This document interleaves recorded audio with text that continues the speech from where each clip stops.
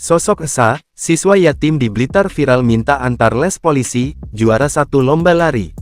Seorang siswa SMA asal Blitar bernama Esa tengah menjadi sorotan usai dirinya viral minta diantar les oleh anggota polisi.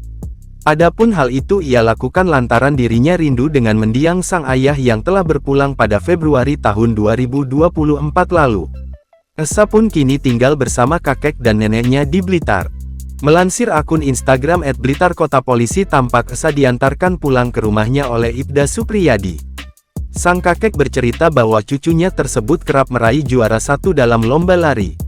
Esa tampak tersipu ketika mendengar ucapan tersebut. Ibda Supriyadi tampak meminta sang kakek untuk merawat Esa dan meminta siswa tersebut untuk patuh kepada kakek dan neneknya. Ketika Ibda Supriyadi ingin pulang, Esa tampak memeluk erat pria itu dan dibalas dengan pelukan hangat.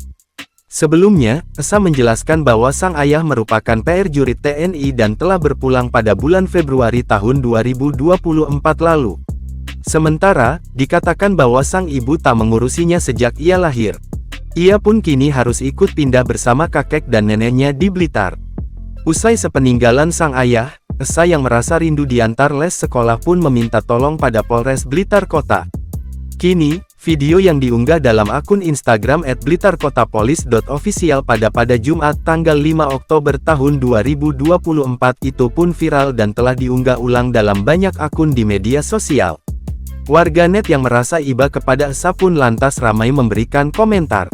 Pihak tribunsumsel.com pun hingga saat ini mencoba untuk mencari informasi yang lebih dalam terkait viralnya video tersebut.